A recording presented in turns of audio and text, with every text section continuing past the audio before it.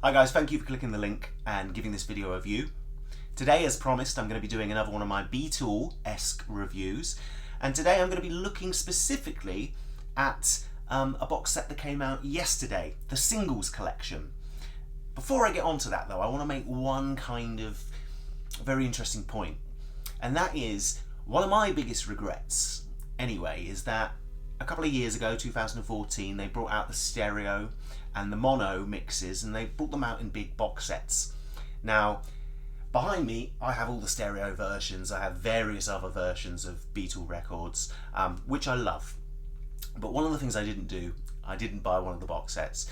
And especially, I did not buy the mono box set, and that really upsets me even to this day. If you go onto eBay, Amazon, any shopping website, for example, you'll find them going now somewhere in the region of about £1,000 to £2,000. So even if you're not an avid Beatle fan, a crazy Beatle fan, perhaps like me and many of you who are watching, I would still recommend, when these box sets come out, grab yourself a copy, because the moment they stop issuing them, the moment that the vinyls themselves stop being pressed, the value just increases tenfold. So it's definitely worth getting. And today's review, the product I'm reviewing today, I imagine exactly the same will happen with this. Now, I actually bought this one directly from Amazon for £170 or something along those lines. So I'm assuming in the future, when they're no longer printing these might be worth 2-3 times that. Not that I'm intending to sell, mind you. Now, I'm not going to unbox it. I made that clear last time. I don't do that. Not interested in doing that. I just had my little moment whereby I opened up the box and the excitement took off the cellophane and had a good look for myself before doing this video and doing this review. So what I've got here is what's already come out of the packet. Okay, and here it is in all its glory. The Beatles Single Collection. Yeah, now it comes in this absolutely gorgeous box, as you can see, nice and clear. Again, very much like the stereo and mono box sets, just much smaller. Now, this box set in itself contains the 22 singles that were released in this country, at least. The 22 singles that the Beatles released between late 1962, early 1963 to 1970. It also has Free as a Bird and Real Love in there as well, which is an absolutely wonderful addition. Now, I'm going to get on to kind of what's included in the box in a minute, but this is what you get. A nice sturdy box set containing all your 7-inch vinyls, your vinyl singles from the time.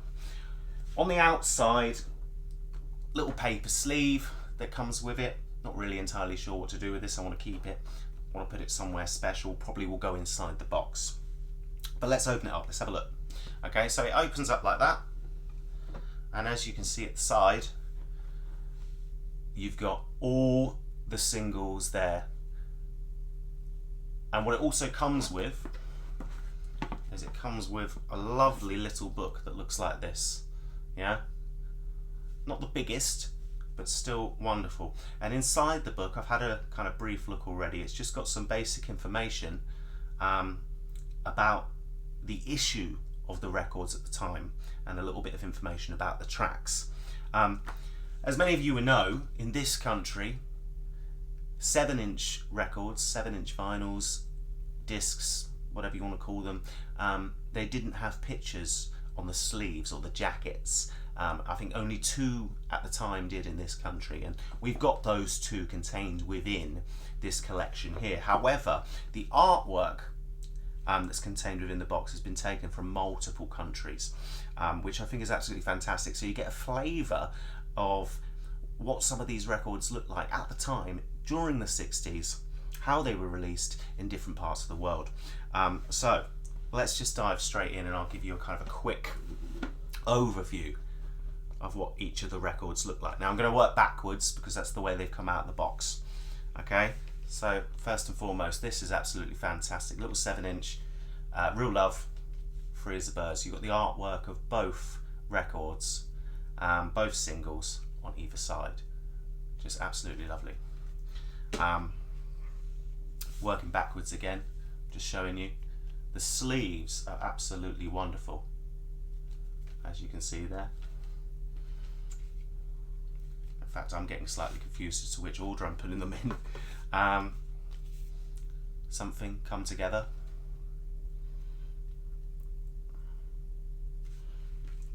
Lovely. Okay, well, I'm going to keep going. I'm going to keep going anyway, because I'm sure you want to see this. But anyway, here's the majority of the records. These are the rest of them. Just going through slightly. So you've got Love Me Do, P.S. I Love You. And as you can tell, the artwork is all different. Please Please Me, Ask Me Why. From Me to You and Thank You Girl. That's where you need to work out what's on this one. Oh, it's quite a collection on this one. So you've got Please Please Me, From Me to You, She Loves You, I'll Get You, Twist and Shout, Love Me Do, I Want to Hold Your Hand. So this is actually a double, which is lovely to see. Not entirely sure what's in that one. Can't Buy Me Love, You Can't Do That. Anyway, the majority of you will know what the hit singles were, what the singles were that were released at the time. You get absolutely all of them in here. They might not be clear at first viewing of the boxes, but as you can see, you know, they're absolutely gorgeous, and they've been replicated to perfection, really. And I'm really looking forward to kind of tucking in and listening to these. Now, there's been a bit of a problem when it's come to the pressings of certain vinyls in recent years. The quality, the production hasn't always been as good, so I'm slightly nervous as to what these are going to sound like. These are taken from the original, in most cases, mono masters or later stereo masters, and they have all been remixed and reworked from those original tapes. So they should sound lovely. However, do all the records play? I don't know yet, only time will tell. There's more here, that's Help. We Can Work It Out, Day Tripper. Shame we didn't get the slightly more insensitive cover for this one, but hey ho. And as you can see, just going through, some of you might have had this one recently. They did a reissue of this particular single in 2017. I've got that as well, but it's nice that this comes in kind of, you know, a more formulaic box, one that's not going to get damaged quite as much. All You Need Is Love, Baby You're a Rich Man, and so on and so forth. This one is lovely. I've seen this already. This comes in a kind of gatefold sleeve, which is just absolutely wonderful. There we go. Yeah, and those are the last two there. So one thing I can't do in this review very quickly is talk about the sound quality, the pressings. I can't do any of that because I haven't listened to them yet. Once I've listened to them, I'm going to let you know. I'm going to give you the heads up. But I'm assuming they're all going to be fantastic. Now, why buy these? Why buy these? Well, one, they look brilliant. Two, it's very rare that you get singles, EPs, 45s of this quality anymore. Most of the time you're having to look in a boot fair or, you know, a second-hand record shop to get anything like this. They just don't produce them anymore. Every so often an artist might release one, if you're lucky. It's kind of more of a novelty thing more than anything. However, if you're a big Beatles buff like me, you want to own these. Now, you might already be, you know, slightly on it in that you own the past masters. Now, if you own a copy of the past masters, whether it be the stereo or the mono master edition, which has some extra tracks included on that, mainly from Yellow Submarine, if you've got those, you'll think, well, why do I need these singles? Well, the answer to that being quite simple. The versions and variations that are on the master mixes, so to speak, the past masters issues, tend to be slightly different. And actually, you've got a number of tracks on here and a number of versions of songs that you might not already have. So it might be a slightly different take of an already existing song. For example, I know on the past masters you have versions of Love Me Do, you have versions of Let It Be that have slight variations, whether it be a different solo, different harmony, a different mix, and that's much the same case here. These replicate entirely what came out at the time. So I'm assuming, and do correct me if I'm wrong, please do get involved in the discussion. I'm assuming that what I'm going to listen to is what people listen to at the time of release. Now, if you've got the past masters, as I'm saying, you might be listening to an alternate take that was never released at the time. I know the big encouragement to buy those was based entirely upon the premise that those tracks, the majority of which do not exist on albums, right? However, you want them all easy to hand, you just want to listen to a couple of your favourites. This is the way forward, and there's nothing better in my mind than the lovely 45. Okay, so that's why I would get it. It's a beautiful collection, so much so that if I had a little bit more money to throw at it, I'd probably buy myself a spare one for future investment. I would highly recommend doing that. Now, I'm going to go away and I'm going to enjoy all of this. I'm going to read my book. Yeah, I'm going to listen vinyl by vinyl, and later on in another review I'll let you know what I think about the sound quality. But until then, this is the Beatles singles collection. About £170 in the shop. Definitely worth getting.